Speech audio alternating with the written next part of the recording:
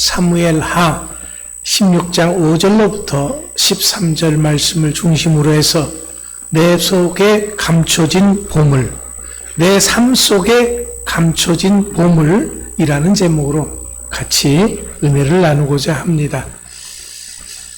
하나님은 우리들을 사랑하시죠. 그렇기 때문에 언제나 우리들에게 가장 멋지고 아름답고 귀하고 복되고 좋은 걸 주시기를 원하십니다. 아낌없이 주시기를 원하시고요. 특별히 하늘의 신령한 복을 주시는 것을 너무너무 기뻐하십니다. 네. 하지만 문제는 하나님이 이렇게 주시는 복은 하늘에서 갑자기 뚝 떨어지는 것이 아니다라는 겁니다. 그렇다면 하나님께서 우리에게 이런 복을 어떻게 주시는 것일까요? 이것이 마치 보물찾기와 같다라는 거예요. 뭐가 같다고요? 네, 보물찾기. 다른 말로는요, 사방에 하나님의 축복이 널려 있다라는 거예요. 네, 널려 있어요. 하지만 우리들에게 주어진 숙제가 뭐냐 그러면은 우리들이 그것을 찾아 발견하는 것이고 또 그것을 내 것으로 만드는 것입니다. 널려는 있지만은 어디에 있는지 잘 모르잖아요. 그래서 찾아서 발견하고 내 것으로 만들고, 예. 이렇게 하라고 하나님께서는 우리들에게 축복거리를 주시는 것이 있습니다. 그것이 바로 내 삶 속에 일어나고 있는 크고 작은 사건들이다라는 거예요. 그런데 이 축복거리를 찾는 것은 절대로 어려운 일이 아닙니다. 아주 쉬워요. 왜냐하면 하나님께서 우리 눈앞에 잘 보이도록 놔두셨기 때문에 단지 내가 선택하면 되는 거예요. 옛날에 우리 교회에서 이제 야외 예배를 갈 때가 있었잖아요. 야외 예배 가면은 그때 하는 것이 보물찾기 했거든요. 보물찾기 할 때 이제 보물을 적은 쪽지들을 이것저것에 숨겨뒀잖아요. 그래서 풀도 들춰보고 돌도 들춰보고 나뭇가지 위도 보고 했던 여러분들 기억 있으시죠? 자, 그런데 우리가 그렇게 찾아야 되고 들추내고 찾아야 되지만은 하나님이 주시는 축복은요, 그렇게 찾지 않아도 된다라는 거예요. 아주 쉽게 찾게 이렇게 놔두셨다라는 거죠. 신명기 11장 26절 말씀에 보면은요, 내가 오늘 복과 저주를 너희 앞에 두나니라고 했습니다. 축복과 저주를 우리 앞에 뒀다라는 거예요. 내가 쉽게 그것을 볼 수 있도록 했다라는 거죠. 하나님께서는 내가 복을 선택할 것인지 아니면은 저주를 선택할 것인지 온전히 나의 자유로운 선택에 맡겨 두셨습니다. 자, 이렇게 축복거리를 내가 볼 수 있게 내 눈앞에 놔두셨고 그것을 내가 선택하면 찾아서 발견하고 내 것으로 만들면 된다라는 거예요. 그러면 구체적으로 어떻게 하는 것인지 오늘 본문 말씀을 통해서 살펴보고자 합니다. 자, 지금 다윗은요, 아들 압살롬이 반란을 일으켜서 도망가고 있는 중이에요. 예루살렘을 떠나 바울임이라는 곳을 지나가게 되는데 그곳에서 전에 왕이었던 사울의 친족인 시므이라고 하는 사람을 만나게 되는데 이 시므이가 도망가는 다윗 일행을 보면서 저주를 하고 돌을 던집니다. 자, 뭐라고 저주를 했느냐? 본문 7, 8절에 보니까요, 피를 흘린 자요, 사악한 자요, 가거라 가거라. 사울의 족속의 모든 피를 여호와께서 내게 돌리셨도다. 그를 위해서 내가 왕이 되었으나 여호와께서 나라를 내 아들 압살롬의 손에 넘기셨도다. 보라, 너는 피를 흘린 자이므로 화를 자초하였느니라. 감히 왕에게 이런 소리를 한다는 것은 상상도 못할 일입니다. 지금 왕이 잠시 쫓기고 있다고 해서 어떻게 이렇게 막말을 할 수가 있습니까? 이것을 들은 다윗의 장군인 아비새가 9절에서 이렇게 말합니다. 이 죽은 개가 어찌 내 왕을 저주하리까? 청하건대 내가 건너가서 그의 머리를 베게 하소서. 그런데 다윗은 이 말을 듣고 어떻게 했습니까? 다윗의 반응이 10절, 12절에서 이렇게 얘기를 합니다. 왕이 이르되 스루야의 아들들아 내가 너희와 무슨 상관이 있느냐? 그가 저주하는 것은 여호와께서 그에게 다윗을 저주하라 하심이니 내가 어찌 그리하겠느냐 할 자가 누구겠느냐 하고 또 다윗이 아비새와 모든 신하들에게 이르되 내 몸에서 난 아들도 내 생명을 해하리 하거든 하물며 이 베냐민 사람이라 여호와께서 그에게 명령하신 것이니 그가 저주하게 버려두라. 혹시 여호와께서 나의 원통함을 감찰하시리니 오늘 그 저주 때문에 여호와께서 손으로 내게 갚으시리라. 자, 우리는 여기서 다윗의 위대한 점을 발견하게 됩니다. 다윗은 하나님의 사랑을 받고 하나님의 축복을 받는 비결을 여기에서 발견하는 거죠, 우리가. 여러분 보세요. 그러면 다윗이 이렇게 하나님의 사랑받고 축복받는 자가 된 비결이 뭐였느냐? 첫 번째는요, 다윗은 모든 것을 주관하시는 분이 하나님이심을 믿었습니다. 어떤 일이든지 하나님의 섭리하신 가운데 있다라는 거지요. 그렇기 때문에 내게 일어나는 일이 어떤 일이든지 그것이 좋은 일이든지 나쁜 일이든지 모든 것이 하나님의 뜻 가운데 있다고 하는 거예요. 여러분, 다윗과 우리와의 신앙의 차이점이 뭡니까? 지금 다윗은 상상도 하지 못하는 자존심 상하는 일을 당하고 있습니다. 많은 신하들이 보는 앞에서 한마디로 개망신당하고 있는 거예요.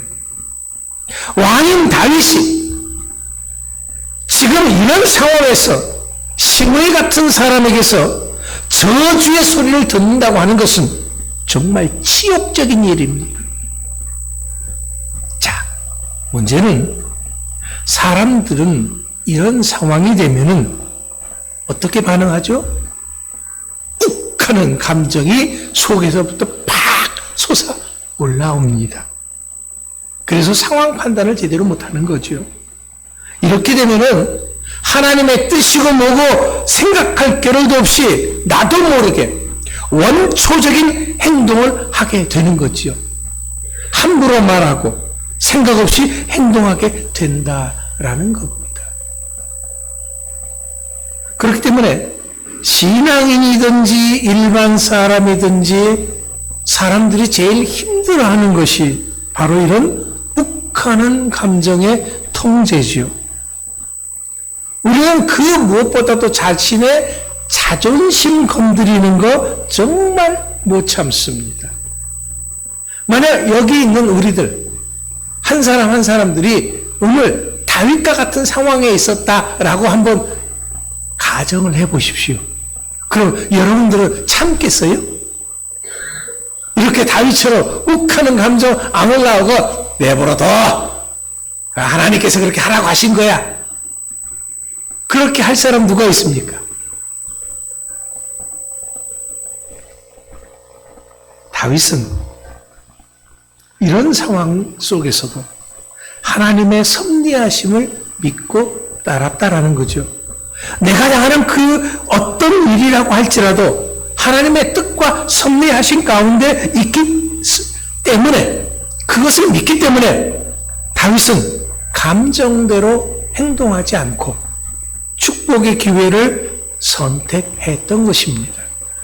이것이 다윗 신앙의 위대한 점이다라는 거죠. 우리와의 차이점이죠. 우리는 어때요? 욱하는 거 잘 나오죠, 그죠? 네. 다윗은 그렇지 않았다라는 거예요. 두 번째 다윗 신앙의 위대한 점이 뭐냐 그러면은요, 하나님이 모든 것을 감찰하시고 갚아주실 것을 믿었습니다. 그래서 지금 내가 굳이 복수하지 않아도 된다고 하는 것이죠. 내가 저 사람을 처리하지 않아도 된다고 하는 것입니다. 분명히 하나님께서는요, 시편 62편 12절에서 시편 기자가 죄인 자심은 주께 속하였으니 주께서 각 사람이 행한 대로 갚으심이로다 라고 고백했듯이 우리 하나님은 행한 대로 갚으시는 하나님이에요. 그래서 이브리서 10장 30절 말씀에서도 원수 갚는 것이 내게 있으니 내가 갚으리라고 하셨던 겁니다. 상대편이 내게 어떻게 했든지 내가 그것을 굳이 하지 않아도 누가 알고 해주신다라는 거예요? 하나님. 우리가 억울한 일 당할 때 많잖아요. 속 터지는 일 당할 때 많잖아요. 그런데 내 힘으로 그것을 하기에는 너무나도 턱없이 부족할 때가 많아요. 그럴 때 우리는 자괴감을 느끼고 그냥 절망하고 좌절하지요. 그러나 다윗은 그렇지 않았다라는 거예요.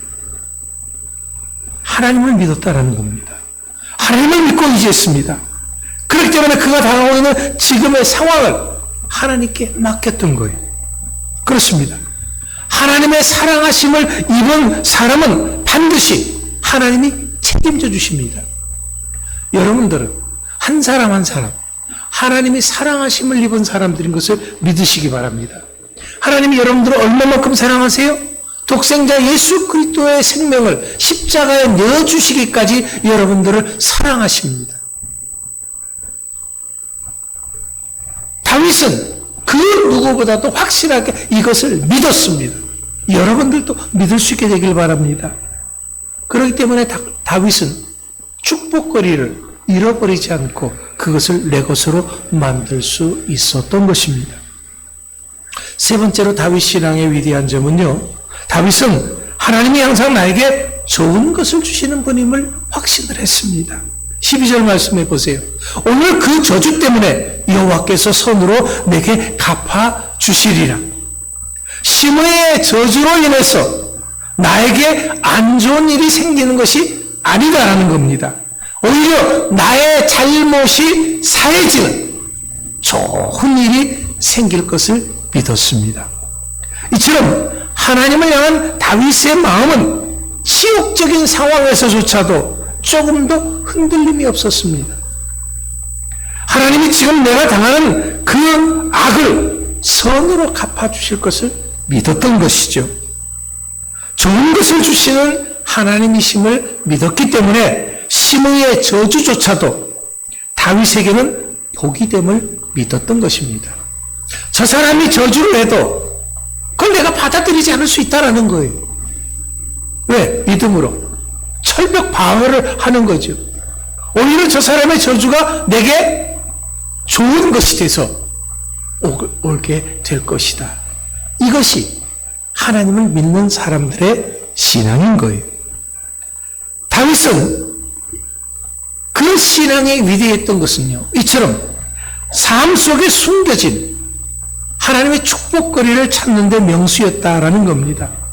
하지만 많은 사람들이 오히려 자신의 삶 속에 쏟아 부어주시는 하나님의 축복들을 감정을 통제하지 못해서 잃어버리는 경우들이 많이 있습니다. 근데요, 이렇게 우리가 되는 것이 누구 때문이냐 그러면요, 굳이 변명을 하자 그러면 사탄 때문이에요. 사탄이 우리들의 감정을 부추기거든요. 야, 맞아. 네가 이거 참으면 안 되지. 어떻게 저 사람이 너한테 이럴 수 있어? 어떻게 이런 일이 너에게 생길 수가 있어? 이건 못 참는 일이야. 사탄이 우리들의 감정을 부추기는 거예요. 사람들은요, 이 사탄의 꾀임에 넘어가서 하나님이 안 주신다고, 축복을 안 주신다고 원망하고, 하나님이 나에게 어떻게 이럴 수 있느냐고 불평하고 원망하는 거예요.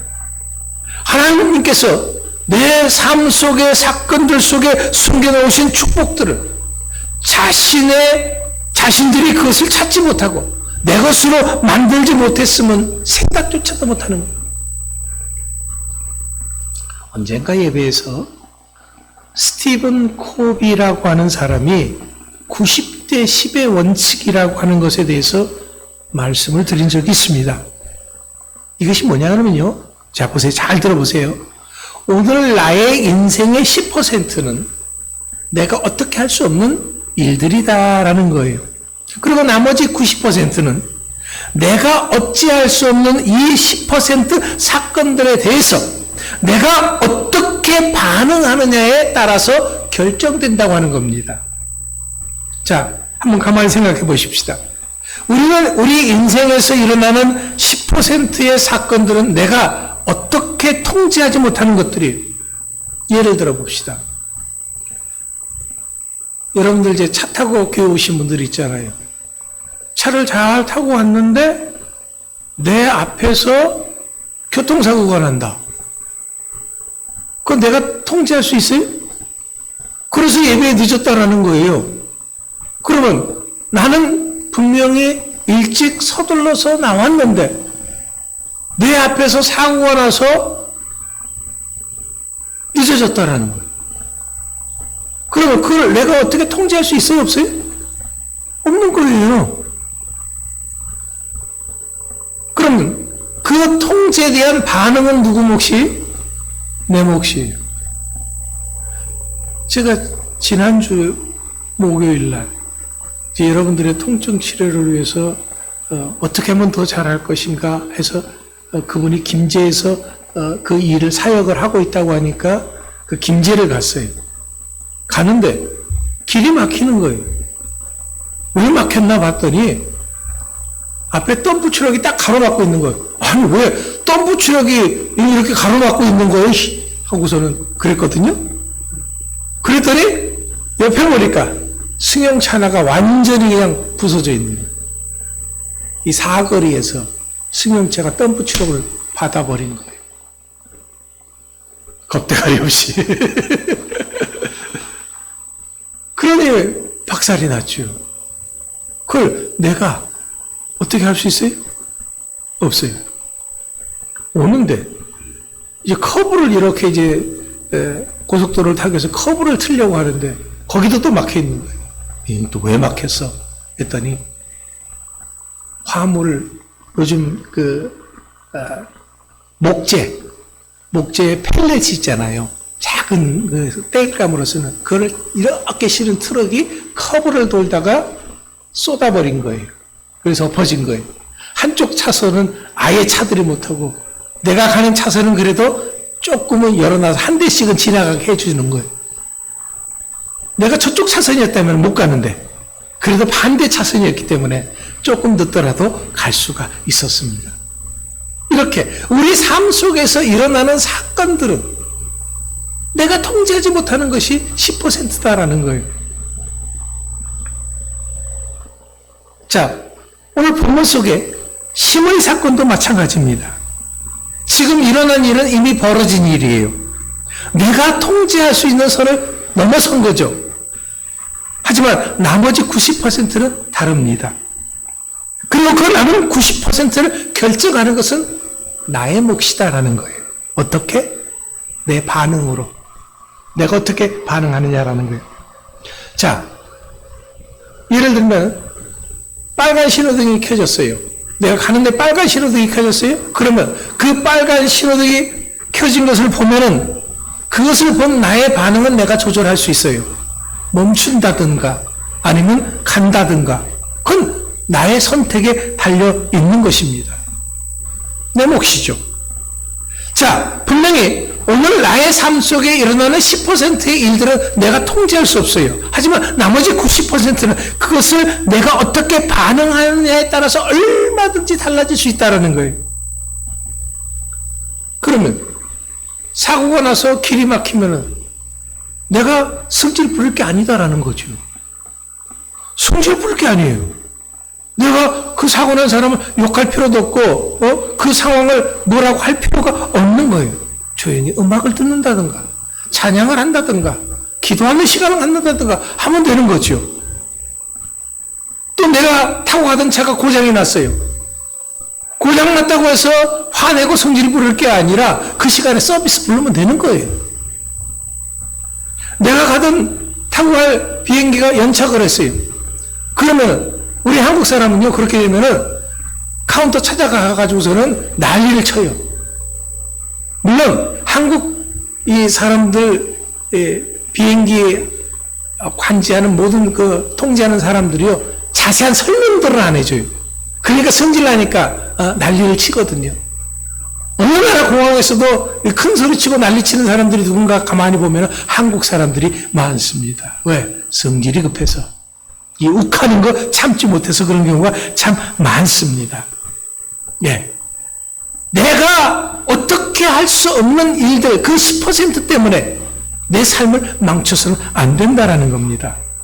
그렇다면 이러한 삶의 원칙들, 다윗을 통해서 우리에게 보여준 그런 삶의 모습들을 우리가 적용을 해야죠. 아는 것으로 끝나면 아무런 그런 역사도 없습니다. 기적도 없습니다. 하지만 적용하기 시작하면 그 결과는 놀라울 것입니다. 우리가 행동하고 말하고 심지어 생각하는 그 모든 것은요, 사실은 부메랑처럼 돌아온다는 것을 잊지 말아야 합니다. 행한 대로 갚으신다고 하는 것은 상대방에게만 적용되는 것이 아니라 나에게도 그대로 적용되는 것입니다. 하나님은 늘 우리들의 행함에 주안점을 두고 계십니다. 그래서 행한 대로 갚아주신다고 했고요, 내 믿음대로 된다고 말씀하셨습니다. 다윗은 이것을 알았기 때문에 함부로 행동하지 않았습니다. 자신이 욱하는 감정으로 말하지 않았습니다. 그렇기 때문에 자신의 축복거리를 다른 사람으로 인해서 어리석음을 범하는 일을 하지 않았다라는 겁니다. 그렇다면 우리들도 좀 급하게 서두르지 마십시오. 딱 한 템포만 늦춰서 행동하고 말하십시오. 그러면 우리들의 삶 속에도 보물 같은 놀라운 일들이 일어날 줄로 믿습니다. 스티븐 코비는 하나님의 숨겨진 보물 찾기에 우리들에게 힌트를 준 것입니다. 좋으신 하나님은 우리들의 마음껏 축복을 누리도록 우리들의 삶 곳곳에 이처럼 보물들을 숨겨 놓으셨습니다. 아니, 놓아두셨어요. 감춰두면 못 찾을까봐 아주 쉽게 잘 보이도록, 잘 찾을 수 있도록 해 놓으셨습니다. 정말 우리 하나님은 친절하시고 자상하신 분이잖아요. 그래서 그 귀한 보물들 어디다 두셨을까요? 어디다가? 하나님께서 도대체 그 축복거리들을 어디다 두셨을까요? 제가 가르쳐 드릴게요. 그것은 내가 만나는 사람들 속에 숨겨두셨어요. 어디다가 숨겨두셨다고요? 내가 만나는 사람들, 내 앞에 있는 사람들에게 숨겨두신 거예요. 그 값진 보물들을 오늘 내가 겪는 그 크고 작은 사건들 속에 숨겨놓으신 것을 믿으시기 바랍니다. 자, 이제 정말 중요한 것 한 가지를 알려드립니다. 이제부터는요, 그렇다면은 초점을 절대로 환경에 맞추면 안 됩니다. 상황에 맞추면 안 된다라는 거예요. 사람에게 맞춰서도 안 됩니다. 왜냐하면 그렇게 하면은 욱하는 그 감정이 올라와서 우리가 잘못된 선택을 하기가 쉽기 때문에 그렇습니다. 그렇기 때문에 반드시 초점을 하나님께 맞춰야 돼요. 반드시 그 초점을 말씀에 맞춰야 됩니다. 그렇게 하면은 하나님의 숨겨진 보물들이 보이기 시작할 겁니다. 이젠 이 보물들을 내가 찾아서 내 것으로 만들 수 있는 여러분들 되시기 바랍니다. 다윗과 같이 우리 주사랑교회 모든 성도님들은 보물 찾기에 달인이 되시기 바랍니다. 그래서 하나님께서 나를 위해서 예비하신 축복들을 잃어버리지 않고 내 것으로 만들어서 마음껏 누리는 그런 여러분들이 다 될 수 있기를 축원합니다. 기도하겠습니다.